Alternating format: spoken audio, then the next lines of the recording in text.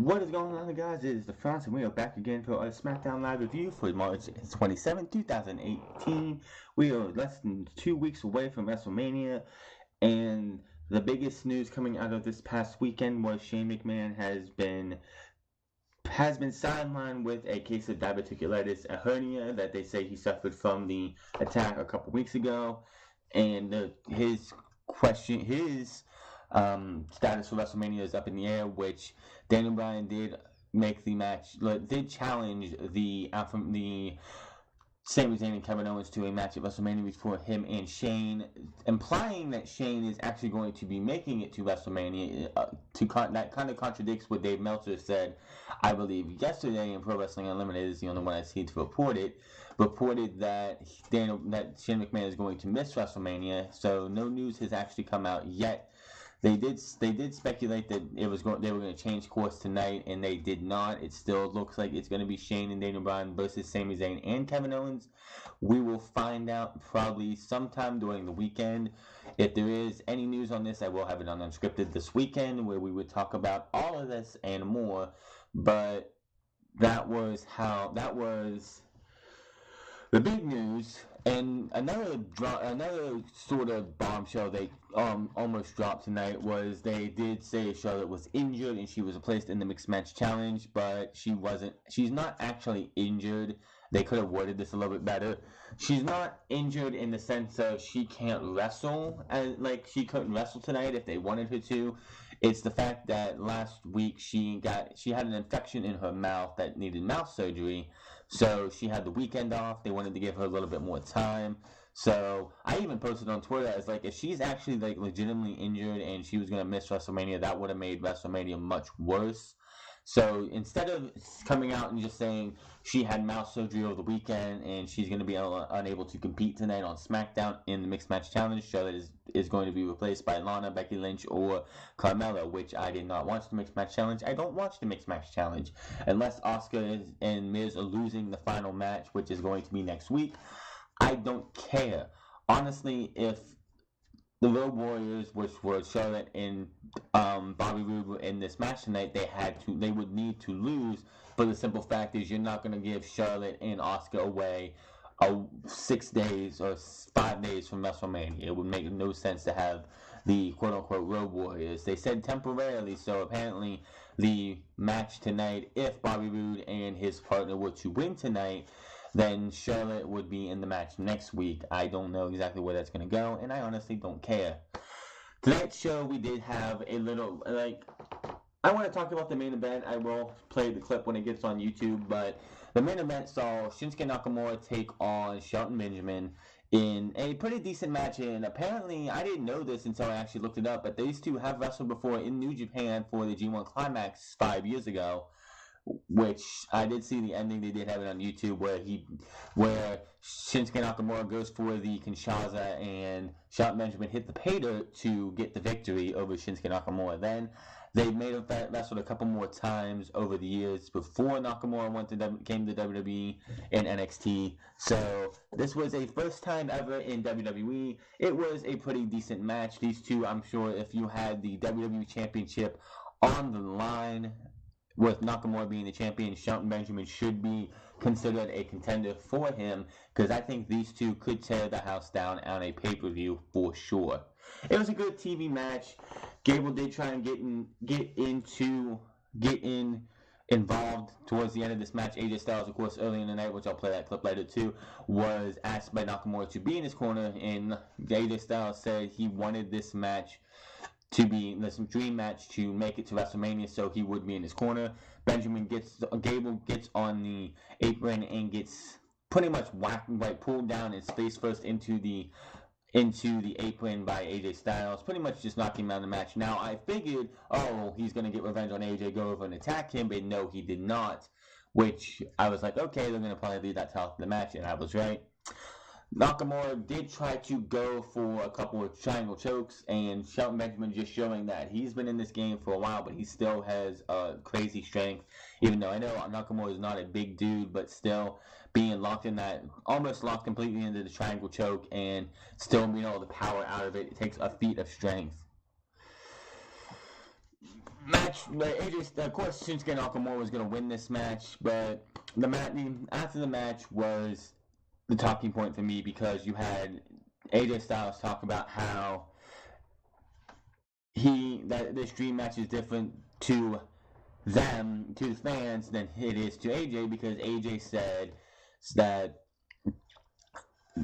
outside of him, Nakamura is considered the best, and at WrestleMania when he beats Nakamura, then he will be considered the best, and this is officially the house that AJ Styles built. Nakamura said he will beat AJ Styles because AJ Styles is too emotional. He goes to leave.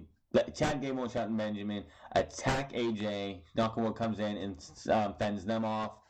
These two, and AJ Styles is still down. Shinsuke Nakamura goes for the Kinshasa, and looks like he's going to go for the Kinshasa, and he pulls up, says to face, taps AJ on the head and walks out. AJ looking pissed as fuck in the ring that he's pretty much getting his mind played with by Nakamura.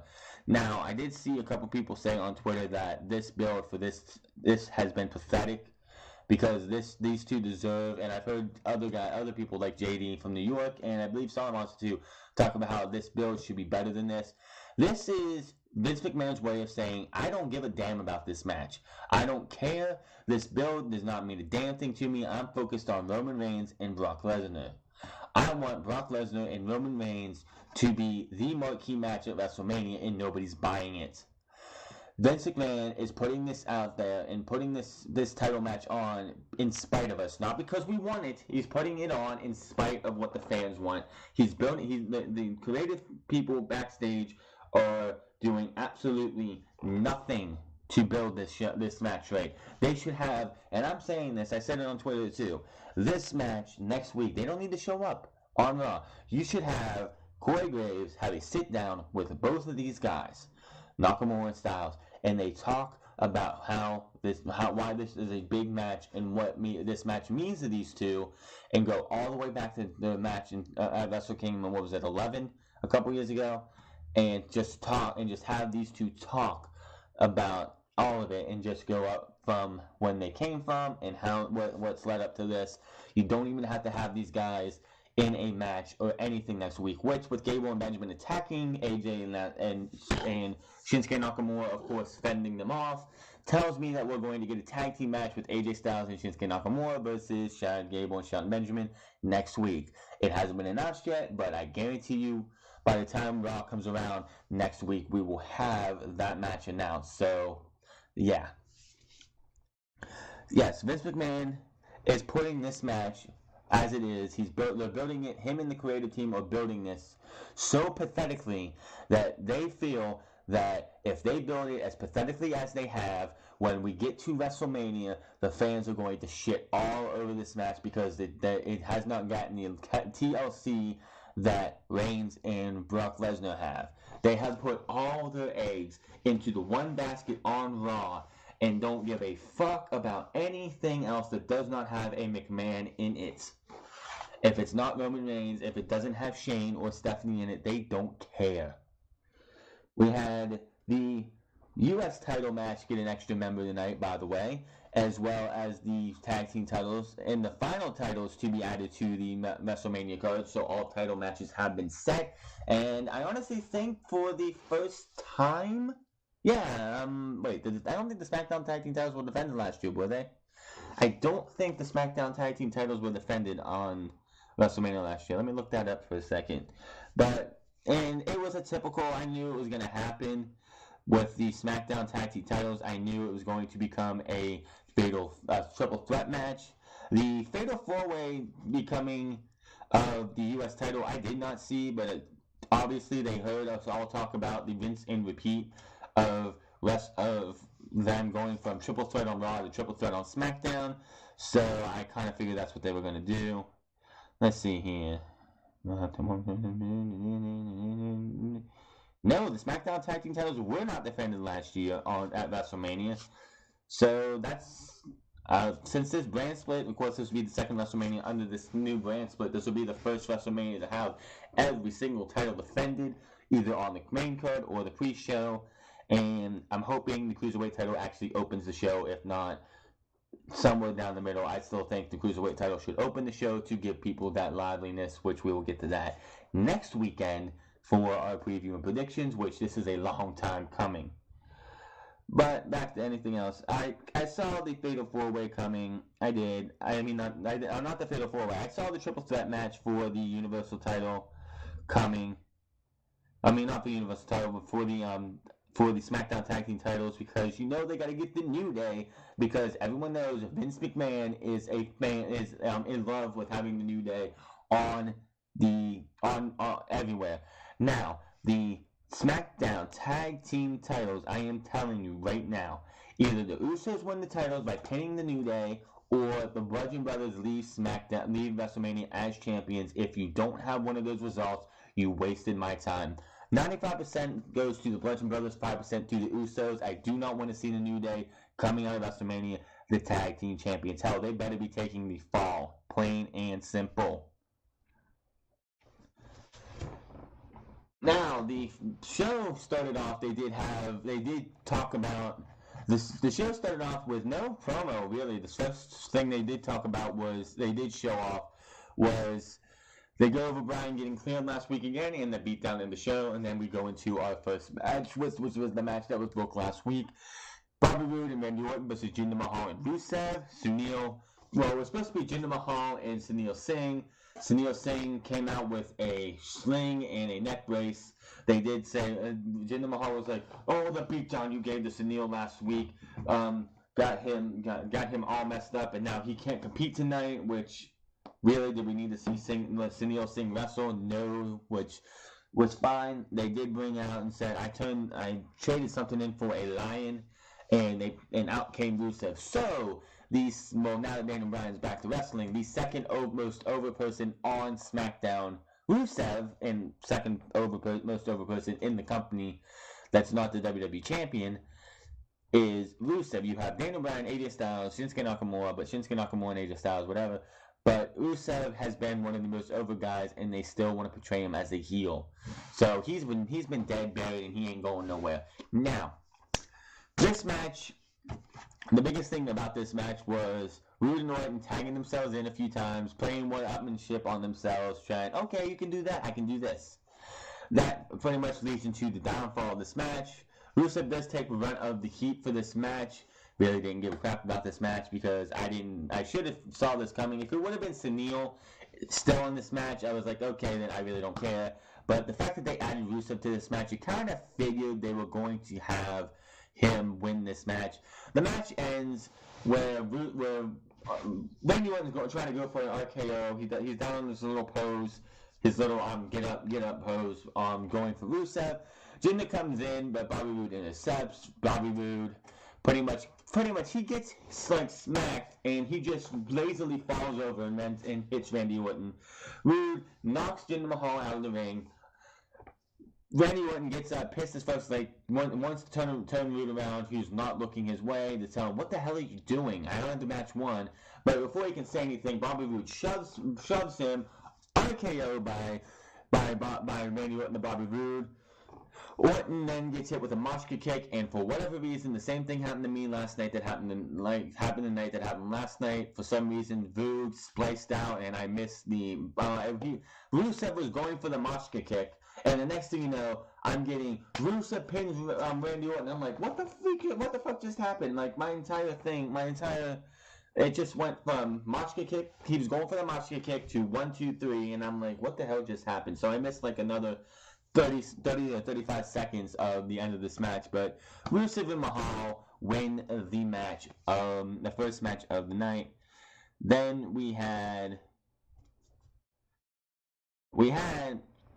Sunil and Jinder Mahal in the back gloating about their win tonight when they run into Rusev, who wants to tell him what his plans are for WrestleMania. You know what? Feels great to win. Thank you for being my partner. And you know what? At WrestleMania, when I become United States champion, I want you and a guest to attend my Punjabi celebration. It's going to be epic. It's going to be the biggest one I've ever held. In fact, I want you to come to WrestleMania. I'm going to get you front row tickets. Front row? Front row. You're a very generous man, Jimmy. Maharaja. I have something better, though. I just pinned the United States champion. So what I'm going to do is I'm going to go find Daniel Bryan and turn your triple threat match into a fatal four-way. Oh yeah, Jim is not happy about that, but hear the crowd.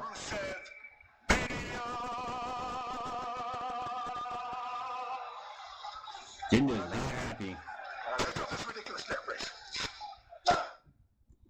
Definitely not a happy man, but quite honestly, either one of two things is going to happen. Either Rusev's there to take the pin, or Rusev's there to win the United States Championship for the third time. I believe it's a three-time champion. It would be a three-time champion. So, I honestly did not see that coming whatsoever. Either he's going to take the pin, and Rusev's going to the match is going to go to Jinder, or Jinder is going to take the pin, and Rusev's going to be your three-time champion. I don't see Randy Orton winning this match. It was just a token title reign for him. Hold it for about a month. Thank you. Here you go. Here's your you can become a Grand Slam champion. Thank you for all your services. Now return heel or do something else and go for the WWE Championship and be a challenger to Shinsuke Nakamura, which I think Randy Orton will probably be Nakamura's first challenger unless Seth Rollins is coming over, which, if anything, here's my thing. If Randy Orton does not become Nakamura's first challenger, move him to Raw for Seth Rollins and turn him heel. So if you want to have this Roman initiative try and work and make him a babyface or anything, he needs a heel Randy Orton. Not just I'm a heel Randy Orton. He needs I'm going to go wreck your life, beat the hell out of your family. Which, if you want to bring the Usos over to SmackDown, this would be perfect for this. You have the Usos pretty much get dismantled by Randy Orton and make Orton into the biggest heel he can be. Because Randy Orton wants to be a heel. We all know this. He's tired of being a babyface. He doesn't like being a babyface. You can just tell sometimes he phones it in. Make him a heel if you want and put him on Raw and get him to actually do something. Because babyface Randy Orton sucks. Babyface Randy Orton is boring. Heel Randy Orton, heel when he was going up against Triple H and, RKOing Triple H's wife, Stephanie, and kissing her, stuff like that. That was great. I mean, the match at WrestleMania was awful, but you know what I mean. That kind of Randy Orton, who punted Vince McMahon in the head, who beat the hell out of Shane McMahon, all that stuff. That guy we need. So you can bring the Usos over, too, if you want, and have Randy Orton pretty much just after Samoa Joe, because we know Samoa Joe is going to lose to Roman Reigns at Backlash. Have Samoa Joe lose, and then you have Randy Orton turn out to be a heel something. I don't know, just do something. Because Rusev, Bobby Roode, Rusev and Jinder Mahal can fight over the U.S. title. I don't care. Roode should go on to become a challenger for the WWE Championship and turn him heel as well. You can have Bobby Roode heel on SmackDown, Randy Orton heel on Raw, and they can both go for the respective top titles. Just get these guys heel because both of them need it. Then we cut to AJ Styles sitting down. Looks like he's getting ready for something tonight, which you know how that goes. And Shinsuke Nakamura comes in to give him a proposal for tonight. Listen to that crowd. You can just tell. I guarantee you, Vince McMahon's sitting back in gorilla position, listening to this crowd reaction and wondering, how do I get Roman Reigns over like this? These guys just see AJ Styles. Maybe it's the long hair. Let's get Roman Reigns to grow his hair out. Maybe it's Roman. I don't know, but we need to get this type of cheering for Roman Reigns.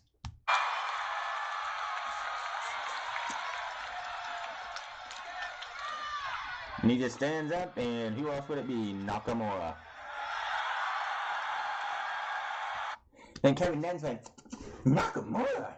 How's he getting cheered? He's from Japan. How can they cheer such an evil Japanese guy? Nakamura? Nakamura? Are you kidding me? We gotta figure out how to get these guys cheers on the Roman Reigns. Because it's just boiling Vince McMahon's, it's boiling Vince McMahon blood that two guys that he had absolutely no deal on making them who they are getting more cheers than his big dog in Roman Reigns. By the way, Roman Reigns fans, this is how these two are baby faces. These two are getting the right reaction. Anybody who tries to defend Roman Reigns for he's getting a reaction, just enjoy the product, the guy's doing the best he can. No, he's playing the wrong role, man, ladies and gentlemen. If you want to know what real baby faces are, check out AJ Styles, Shinsuke Nakamura, Daniel Bryan, and Johnny Gargano in NXT, which we'll probably go over him more tomorrow. AJ, are you okay? What are you talking about? I'm worried about you. Last week, you wanted to help me, but I didn't need your help. You lost your confidence. Oh, I have never had confidence issues. Never. I know that is why I was so surprised. I want you at your best at WrestleMania. And you want me at my best. I have a match tonight. I want you in my corner. You sure about that? I need you in my corner. The fact that you have Shinsuke Nakamura just coming to anybody and saying, I need you in my corner. Like, oh, why? Just why? Like, yes, I can see why people are saying this build is this build for this WWE Championship match is probably one of the worst builds to a championship match at WrestleMania. I mean, last year this time we had Bray Wyatt, man, the WWE Champion, versus the Viper, Randy Orton, who went to the lengths to manipulate Bray Wyatt to think he was his friend. He goes to Bray Wyatt's compound, sets it on fire, and burns the bitch to the ground with Sister Abigail's ashes underneath. So, that was a good build with a shitty end. This is a shitty build and what should hopefully be a good end, but this is WWE, and would not surprise me if Shinsuke Nakamura and AJ Styles gets like 20 minutes, like 10 minutes, and that's it. 10 minutes plus, and that's entrances too, so they'll get probably like a 5-minute match. So, yeah, I can understand why people are saying this is a shitty build, because this build for this match should be better. Alright, well, you got Shelton Benjamin. That means Chad Gable's not going to be far behind. I'm not going to be out there for you. I'm going to be out there because I don't want things getting in the way of this dream match. Yes, yeah, I'll be out there. I can kind of say something about that, but it's like, why? Why? This is just ridiculous. Like, they could do a lot better for this match. Like, seriously. I don't know what else to say about that, but they could do a hell of a lot better than they are. Then they had a nice little graphic up about the Women's Battle Royal. They have a new trophy for it. They took the Mae Young, the Fabulous Moolah off and put this generic dollar store, Goodwill thrift store trophy on there, which someone put on, like, someone compared it to the reproductive organ of a woman, which that's just fucking ridiculous. Yes, they could. Quite honestly, when it comes to the Battle Royal trophies that they have, I think they go a little bit too much. All they need is to have a nice like the Andre the Giant statue be an actual statue, like a little bit taller statue on a wooden block that has the plates on each side, and you put the years, you fill it, you put the year, and you etch in whoever won. And then as soon as that one fills up, you turn it to the side, and you do that again. And so it's all filled up, and then when you ever get a physical Hall of Fame, you take those plates to the Hall of Fame, which, by the way, would be something like the Stanley Cup is done. And, like, it's just like, who cares about these Battle Royals? And it's funny how they keep saying this is a historic, even on Twitter, they're like, this is a historic Battle Royal. First time ever. Do they not remember the Miss WrestleMania Battle Royal from WrestleMania 25, which was won by a man? They just want to etch that. They just want to write that out of history, acting like, oh, that match never happened. Oh, we had it won by a man who was in drag, who tried to act like it was a woman for the longest time. Give me a break. Enough of this historic bullshit. The only thing the women in the last 6 months have done historic was wrestling in an Elimination Chamber match, because yes, the Royal Rumble to me is not historic. whatsoever. At all. So, that was that. Becky Lynch versus Ruby Riott. I am so tired of seeing this too. We need to end the Riott Squad and on Raw the Absolution. Period. We need to end them both. Can someone tell me what is the number one thing a faction is supposed to do? You get a couple group of guys together, or girls in this case, and their job is to elevate one or more one character to superstardom.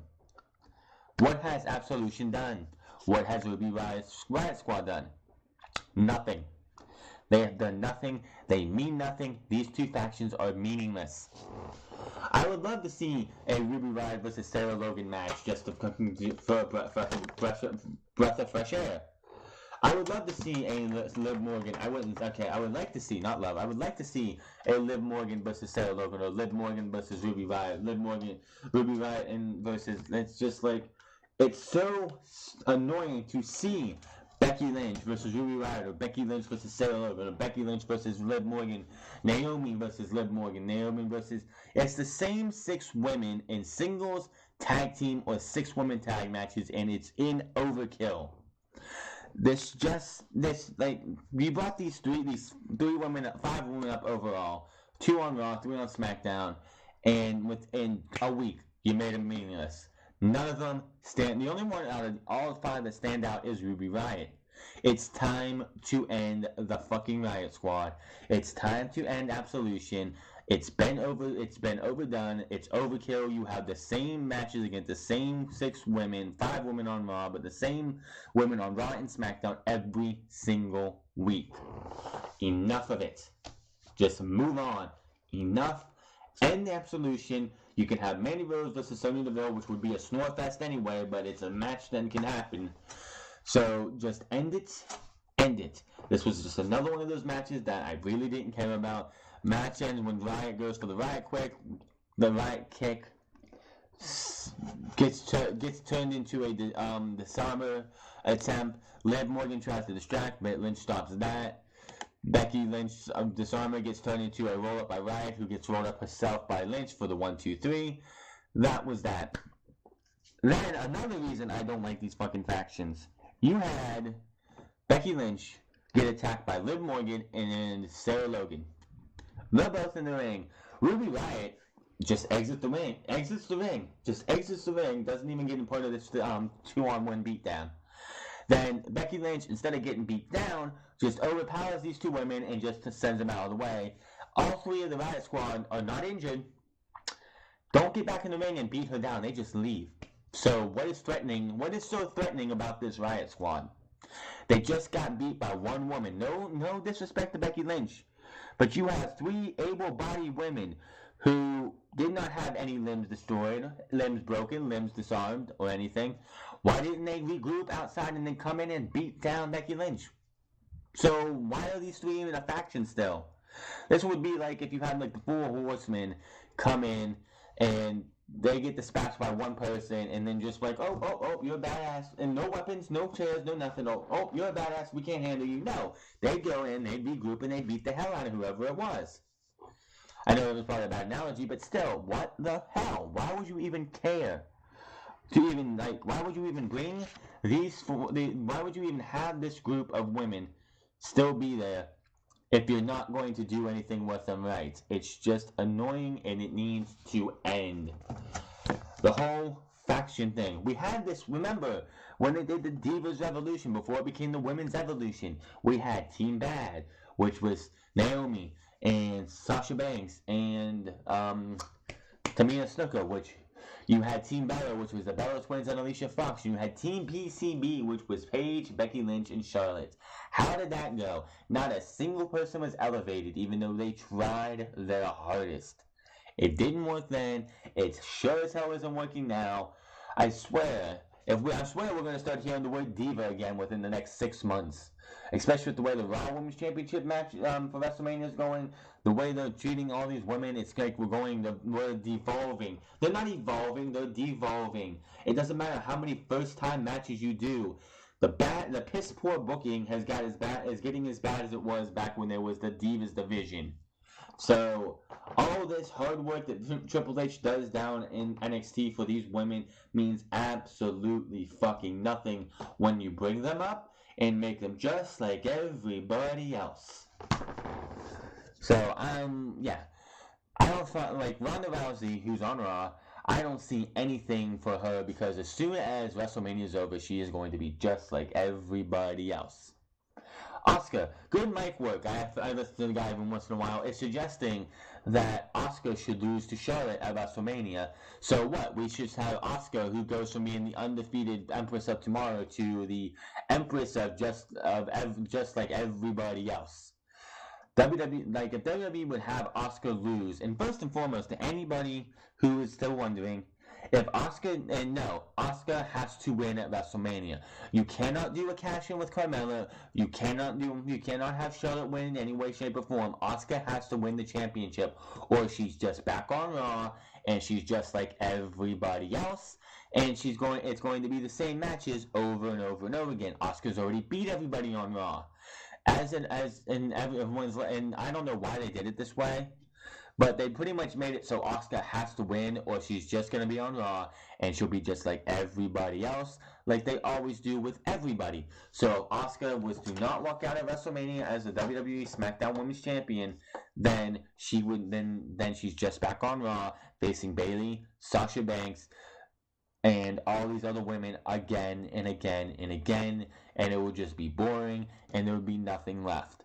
So anybody who's calling for Asuka to lose at WrestleMania, you are fooling yourself, you are an idiot, and it's not going to happen. But again, as I was saying, I got off track there. End the Riot Squad now. What is the end game for this? There's always got to be an end game. Will Sarah Logan get any better on the mic? Will Sarah Logan be the breakout star? Hell no. Will Liv Morgan become the breakout star? Hell no. It's going to be Ruby Riott, and that's it. And she's really got nothing going for her right now. She had her moment in the sun at Fastlane, and that's probably the furthest she's going to get, especially unless she. And this is how, if you want to keep the factors going for now, this is how you break them up. When the Superstar Shakeup happens, since Paige can't wrestle, Liv Morgan stays on Raw, Mandy Rose and Sonya Deville goes to SmackDown. Liv Morgan comes to Raw, Riot stays on SmackDown, Sarah Logan goes back down to NXT, plain and simple. And then you have, even though they wouldn't be good together, you have Liv Morgan and Mandy Rose become a tag team if you want to, or they can become a little bit of a group together. I don't know. I don't care. Just move away from all this. And then Paige can go off and do something else, because she will not wrestle again in WWE. Just end these factions. They do absolutely nothing. The shit they did last night on Raw was garbage. The shit that tonight was just made Riot Squad look even more pitiful. 3 women let 1 woman, Rebecca Quinn, aka also known as Becky Lynch, beat their asses one at a time, and they didn't do nothing about it.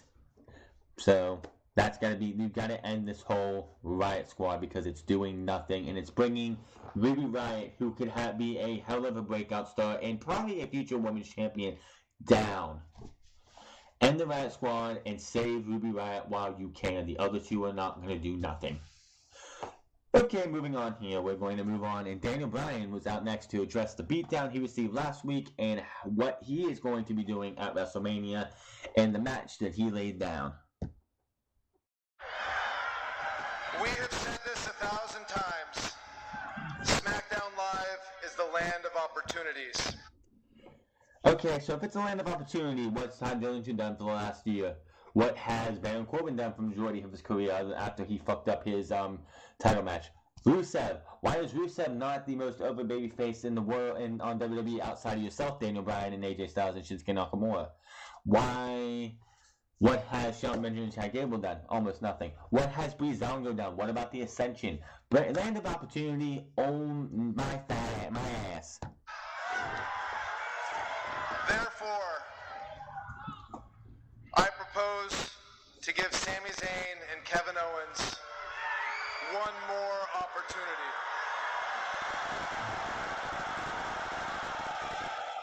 Sami Zayn and Kevin Owens face Shane McMahon and Daniel Bryan.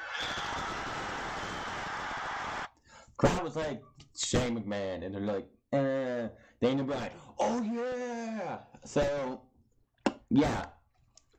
The crowd was like, oh, they don't need no opportunity, forget them. That's how they've got good heat. The three biggest heat magnets in WWE right now are Sami Zayn, Kevin Owens, and Tommaso Ciampa. And that is supposed to make heat magnets, but you know, this is how to build guys up. This is going to be interesting, this coming up. At WrestleMania.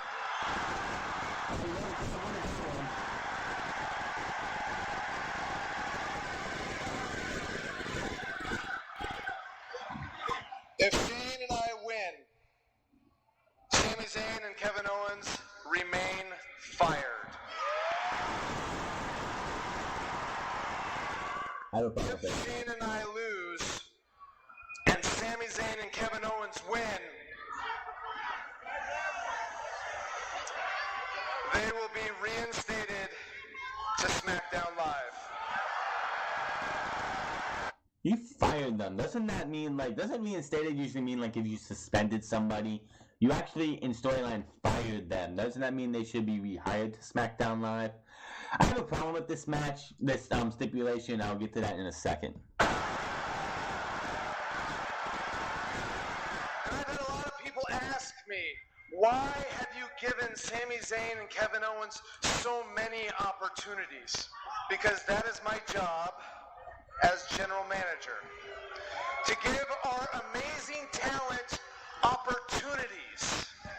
Tyler Breeze, Fandango, Victor and Connor, The Ascension, Ty Dillinger. May I go on? Should I go on?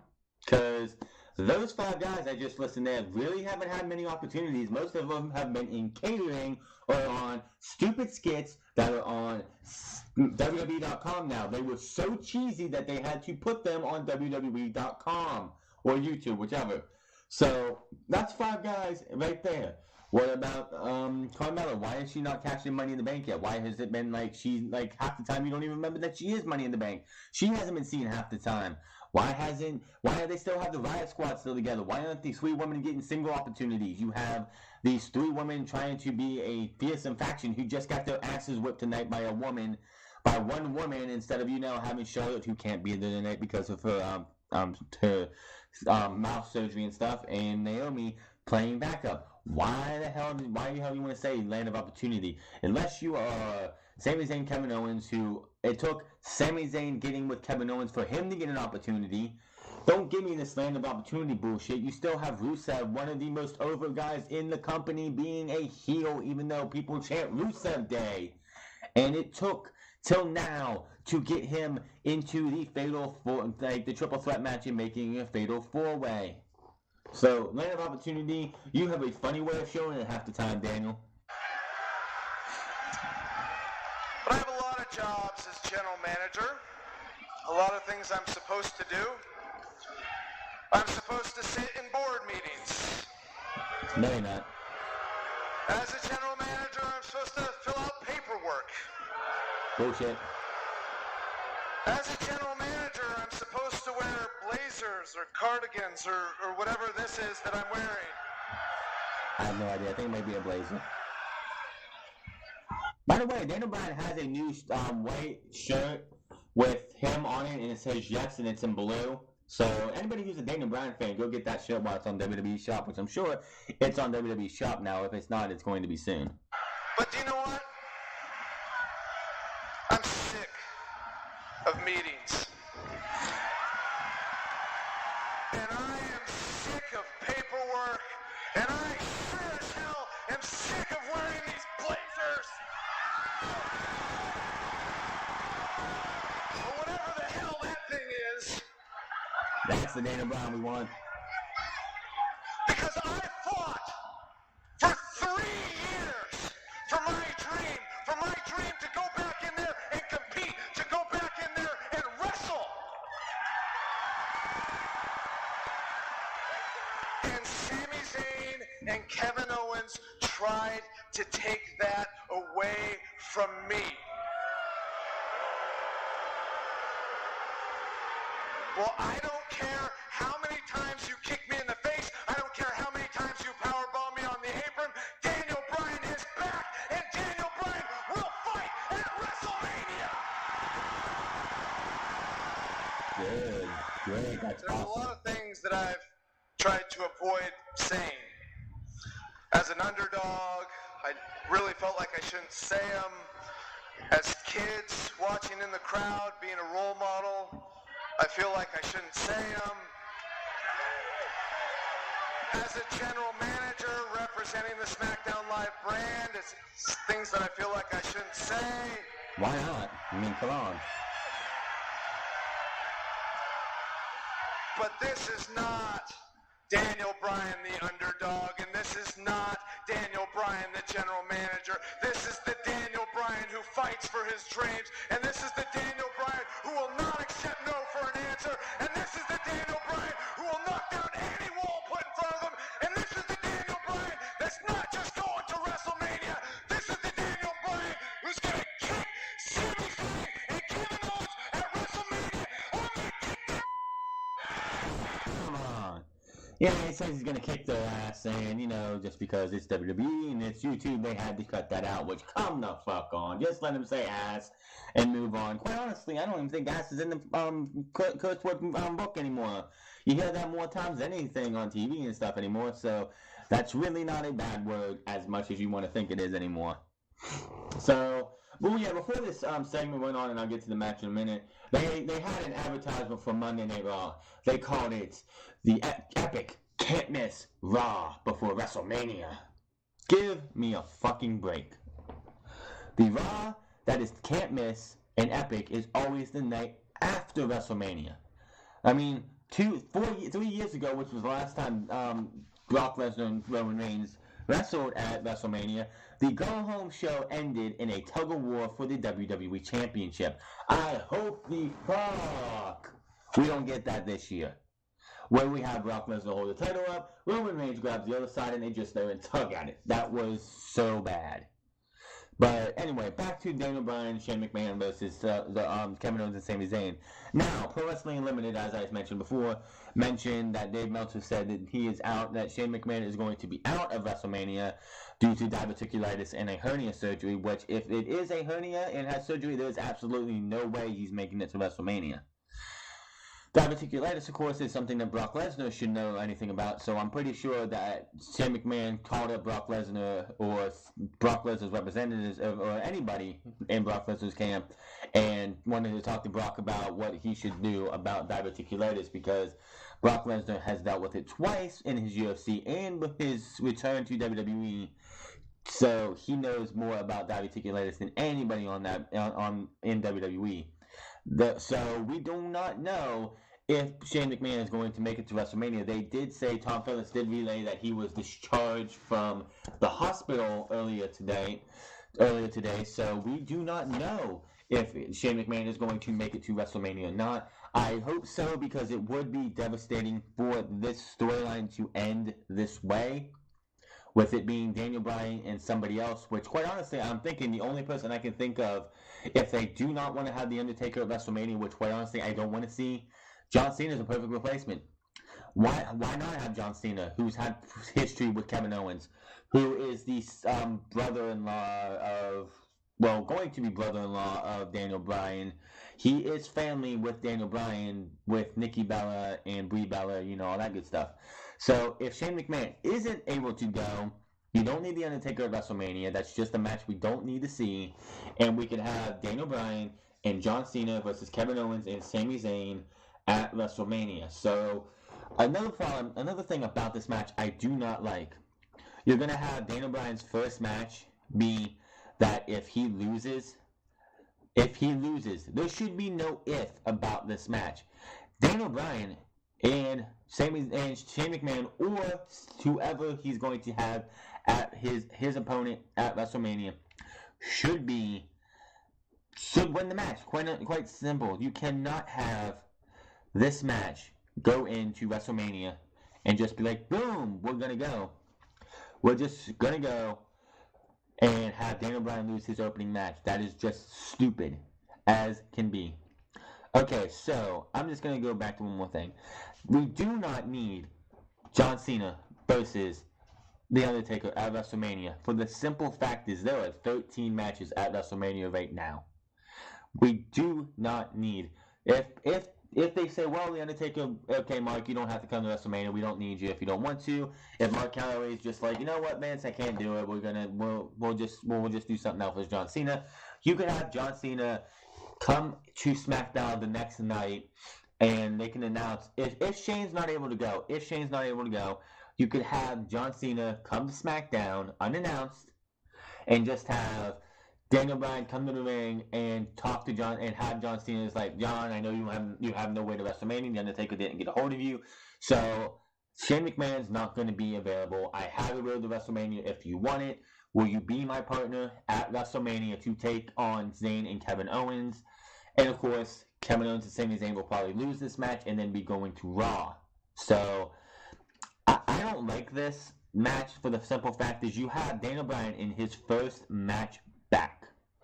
His first match back in the ring.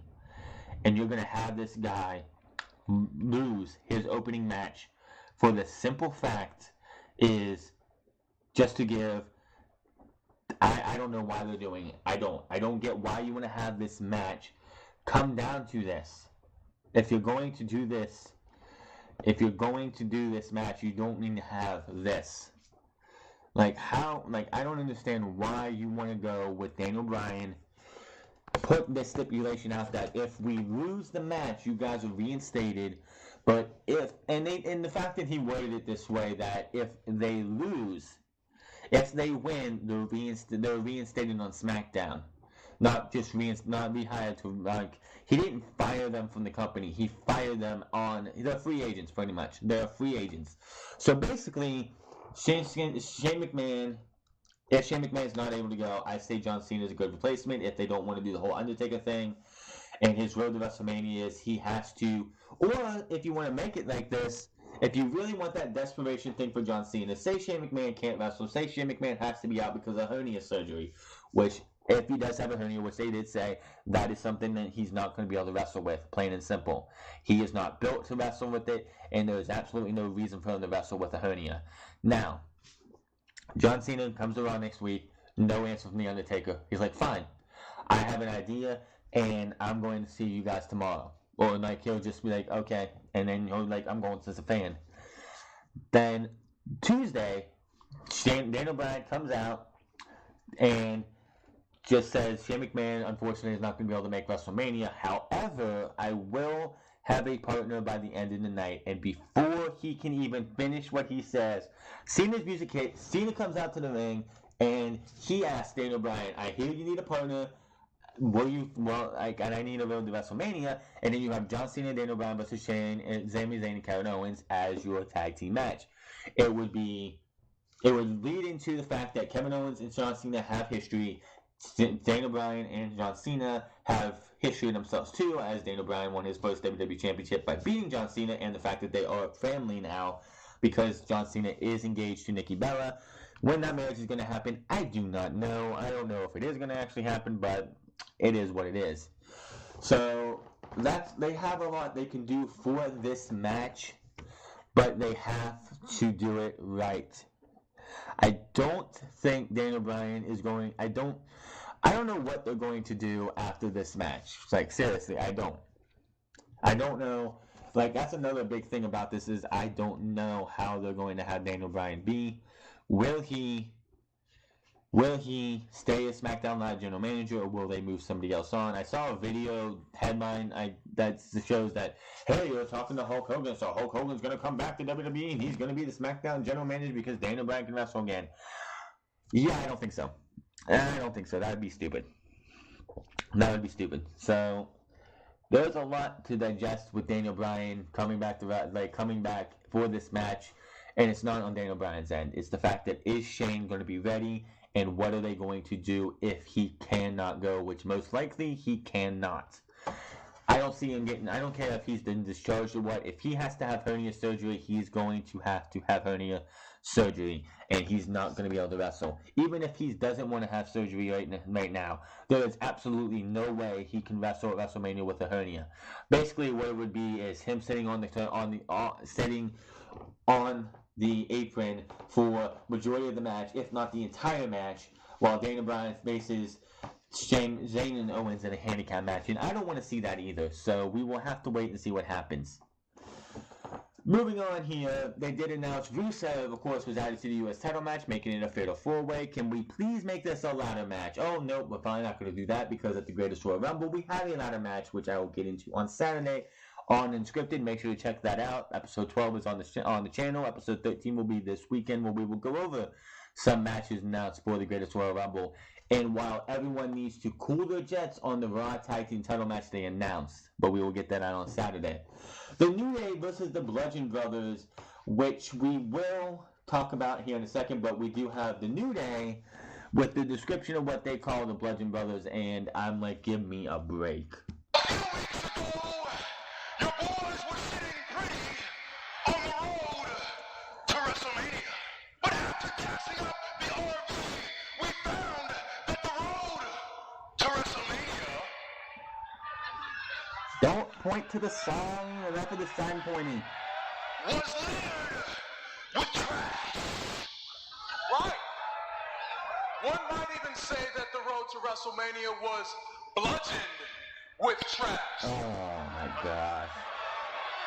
Large, smelly, disgusting, sweaty, hairy, terrible, horrible, no good, very bad pieces of trash.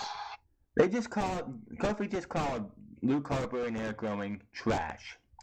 They just called the Bludgeon Brothers, who have been tearing through, jobbers and whatnot, and the Usos, I believe, last week, or one of the Usos last week, or whatever, they called the Bludgeon Brothers trash. Are you fucking kidding me? Are you trying to be hammered to death by the Bludgeon Brothers? Like, this... I'm sorry, but the New Day need to end. I have said it before, and I'll say it again. I do not like the New Day, and I say they need to end because this is just fucking ridiculous. So, your boys, the New Day, have decided to adopt this highway. That means we will voluntarily remove the Bludgeon Brothers from our path. Regardless of the beatdowns, regardless of the mallets, regardless of the fact that they tried to break my back on the steel stairs, there's a problem that these two men have, and that's the fact that they left us with the ability to walk. So tonight, we will run right through the Bludgeon Brothers to get back on the road to WrestleMania in order to reclaim our WWE World Tag Team Championships. Then the Bludgeon Brothers, of course. This match started during the break, actually. And the picture-in-picture, which, for whatever reason, hasn't worked over the last month and a half or so, or 2 or 3 months, actually worked tonight. So you got to see the beginning of this match, which Woods started off really strong against Luke Harper here, gets a drop kick on Harper, goes after Rowan. Woods looks strong from the start. It's him and Big E tonight. Corey, of course, when we came back from break, said Kofi is the smartest of the group because he decided he wanted no part of this match. Found that a little funny. Harper getting his ass kicked until he and Rowan drop kick both new members. Rowan tags in and hits a big splash on Woods. Now the Bludgeon Brothers are just destroying Woods now. Chop to Woods, but Woods gets a super kick to Harper and a forearm shot. Big E this was an interesting one. I've never seen this done before. Big E is Big E's on the apron. He's the one trying to get tagged in. They're doing the whole new Day Rock trying to get Woods up to tag him in. Kofi is about halfway to where Big E is on his side. Eric Rowan drops down, walks over, grabs Big Kofi, who tries to attack him, and throws him into the knee of Big E, dropping Big E off of the apron before he can get tagged in by Xavier Woods. Very interesting way to get take somebody out. I've never actually seen that done before. So kudos for Rowan for kudos to Rowan, Kofi, and Big E for pulling that spot off because I've never seen that before. Rowan goes to get the mat. Woods gets splashed in the corner from here. He's like looking back. He tried to tag, he's just sitting in the corner. It's like, what's going on? He gets splashed from behind.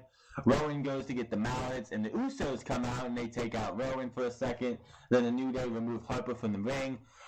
While these two teams are in the ring arguing, the New Day's like, "What the hell are you doing? We had these guys," and they're going back and forth. Eric Rowan and Luke Harper grab their mallets, bull rush the ring. The New Day, the Usos, and the referee just bail. They are just like, "We're out of here. We're out of here. I want nothing to do with this." So, that was that. So, question here: why was the Andre the Giant Memorial Battle Royal Trophy, which was this was the next thing out here? You had Breezango, and it was Tyler Breeze versus Dolph Ziggler tonight. But you had Breezango out there admiring the trophy. You had like, I swear you had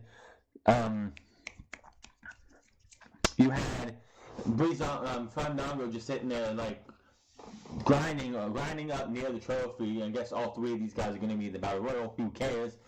Enough of trying to say these Battle Royals, the women's one, which is the inaugural, which is groundbreaking, which it's not, and the Andre the Giant ones are going to launch somebody's career.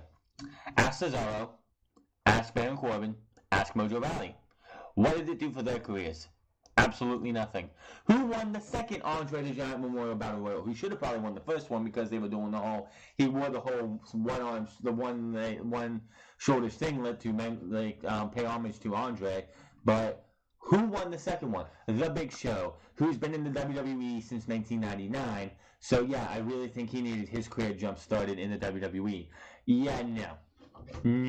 So, tell me who this has jump-started. I mean, Mojo Rawley won the Andre the Giant Memorial Battle Royal last year, and he did absolutely nothing for like 4 or 5 months until he finally walked into Shane's office and was like, "Hey, I won the Andre the Giant Memorial Battle Royal, but you guys haven't done anything with me since." Then him and Zack Ryder came back together and became the Hype Bros again. They had a couple tag team matches, and then he turned heel by beating down Zack Ryder, which, by the way, he hasn't done anything in a long while either, which he hasn't won it, but you know what I mean. Baron Corbin, it took a year. It took about a year and a half since he won it in 2015. No, it took him 2 years. It took him 2 years. Oh, no. It took about a year, I think. He won it in 16, right? 16, yeah. He won it.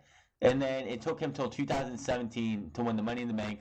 And then they fucked up on that because what did they do? They had him cash in right before SummerSlam and get rolled up in 10 seconds. Then he won the United States Championship. He held that for a little bit. Lost it at Clash of Champions. He held it from Hell in a Cell to Clash of Champions. And what happened there? He lost it, and he hasn't done shit since. I mean, he was in the six-pack challenge, but didn't do anything there. What has Baron Corbin done? Nothing. Cesaro, what did it do to him? Absolutely nothing. Absolutely nothing. So, tell me, how has the Andre the Giant Memorial Battle Royal done for anybody? Oh, and by the way, Dolph Ziggler goes from winning the United States Championship in surprising fashion to abandoning the United States Championship, leaving for 7 weeks, coming to the Royal Rumble, being the number 30 entrant, lasting less than 90 seconds, going to Fastlane for the six-pack challenge to Andre the Giant Memorial Battle Royal. Andre the Giant Memorial Battle Royal. No tag team matches, no U.S. title match. He's not even in the U.S. title match. He's gone from top of the card all the way down to probably the pre-show, where the last, I believe, 2 Andre the Giant Battle Royals have been. So, I hope that $1.5 million that you are getting on this guaranteed $1.5 million a year is worth it, Dolph, because you went from mystery, like champion, to demanding that title, to mystery of why you left, coming back to a useless return to going for the WWE Championship, to battling Tyler Breeze in a very short match, which of course he won, to the Andre the Giant Memorial Battle Royal. Yeah, last 4 or 5 months. Yeah, I'm sure that $1.5 million for every 2 years, for a year, for 2 years, making you at $3 million, is worth it, because yeah, I see a lot. I can see a lot better than this. Match end when Ziggler hit a zigzag after he sidestepped Tyler Breeze. So that was that. Post match, Ziggler super gets Fandango, who was running laps around the ring after, for whatever reason, he decides, oh, I'm just going to run around the ring for a lot. He distracts Tyler Breeze, and then it ends up with a zigzag, and that was that. A filler match, which we didn't need to see. Right after this, we come back from break, and they announce the Usos versus the New Day versus the Bludgeon Brothers. Who did not see that coming? Another triple threat match. So you wonder why they put Rusev. Well, first off, I hope Rusev does win. Rusev does win the United States Championship, because it'd be something for him. And you imagine that Rusev Day chant when he, like that Rusev Day pop when he wins the US, if he was to win the US title. I mean, the Clash of Champions, when he had that double accolade in, the stackolade they call it, the stackolade in, and it looked like him and the Rusev Day was going to win the tag team titles. How crazy that crowd was going to be. This is going to be WrestleMania. That was for a Beast Show pay-per-view. This is WrestleMania. The Rusev Day chants will probably be going crazy as soon as his music hits, and until he actually wins the match. If he was to win the match, I don't think he's going to. I think they're just going to have him take the pinfall. So that's just obvious. Like the Bludgeon Brothers, I saw this coming. Like I said, the Usos either retain. I give them a 5% chance to retain. I give the New Day a 0% chance because they do not need the titles. The Bludgeon Brothers should be the ones to win this match, plain and simple. No ifs, ands, or buts about it. But if they want to, I would say the New Day takes the fall to the Usos. I wish they would make an elimination match, plain and simple. Why? So the New Day get eliminated like that, and it's down to the Usos and the Bludgeon Brothers, and then you have the Bludgeon Brothers destroy the Usos 1, 2, 3, and your new tag team champions would be the Bludgeon Brothers. And then who would beat the Bludgeon Brothers? The only team I could see beating the Bludgeon Brothers for reals would be the Authors of Pain or Sanity, plain and simple. Then that comes to our main event of the evening. Shinsuke Nakamura versus Shelton Benjamin, with AJ Styles in Shinsuke Nakamura's corner, and of course Chad Gable in his tag team partner's corner. This was a pretty good TV match. I could see these two having a great match for the WWE title at a Backlash or whatever pay-per-view. Like maybe not Backlash, but the month after that. Just give Shelton Benjamin a chance at the title. Give Chad Gable a chance at the WWE Championship. I'm not saying they're going to win it, but Nakamura is going to need contenders. You can give Benjamin one championship match. You can give you can give Gable a title match. You can give Shelton Benjamin a title match. Give this guy different championship matches, because you know Benjamin and Gable really have nothing else to do. They're probably going to be in the Andre the Giant Memorial Battle Royal. As I said before, these two in a first time in WWE match, which I love the fact that Tom Phillips said this is a first time in WWE. WWE doesn't usually like to mention any other way. I mean, they didn't say where they had their match. I actually had to look it up on YouTube. But this is a first time in WWE match for these two. G1 Climax 2013. I don't know if any other time after that. But it was a decent main event. Styles takes out Gable, who tried to, of course we did talk about this, tried to distract Nakamura on the apron. Nakamura triangle twice on Benjamin, that didn't happen. Match ends with a Kinshasa for the 3 count for a good TV main event. Post-match, Nakamura had the mic, and I'm trying to get the video is not up on YouTube yet, which is a bummer. I would like to have that video on here, but it doesn't look like they have it up yet. So we will try and get that up as soon as we can, but it was, like I said, good TV main event. Not much else you can say about it. Maybe they won't put it up. But the emotion, like I said, for this WWE Championship match, they are presenting this so pathetically. They are building this so pathetically. This is far cry from the days when you had JR sit in between Stone Cold Steve Austin and The Rock, and those two just tell you how much the WWF at the time championship meant to them. That was a great and one of the best promos for a build for a championship feud and match ever in the WWE. This is not how you do a good championship build. This is a dream match. They are printing money. They can print money. Put this match with these two staring down, Styles versus Nakamura staring down, on a shirt for WrestleMania, and you will sell those t-shirts like that. You have money ready to be printed for this match, and you're just squandering it by building this match so fucking pathetically. Of course, Vince McMahon's not giving a fuck about this match. Vince McMahon's not giving us this match because we want it. He's giving us this match in spite of us. Vince McMahon wants to spite his fans. Vince McMahon doesn't give a shit about his damn fans. I have said it before, and I will always say it. Vince McMahon does not give a fuck about what we want. He puts the match on not because we want it. He puts the match on and builds it the way he wants because he doesn't care. Well, fine, you want the match, you're gonna get it, but I don't give a damn. We're just gonna build it the way we want, and we're not gonna build it the way it should be. We don't give a damn. Just fuck the fans. I make the money. It's all about me and my family. We did this. We built this. Fuck the fans. Yep, that's Vince McMahon for you. Fuck the fans. We don't care. Since this video doesn't want to come up and they don't probably have it put up, that was your Smackdown Live review for March 27, 2018. My name is The France. Find me on twitch.tv/TheFrance08. Find me on Twitter at The France. I will be back here tomorrow for our NXT review, where we will get the announcement that everybody has been waiting for of the North American Championship and the debut of EC3. And of course, I think Ricochet might make his debut too. I'm not sure. That might be on the Go Home show. I'm not sure. But this has been a lot of fun, and I will see you guys tomorrow. Have a good one, and see y'all later. Peace.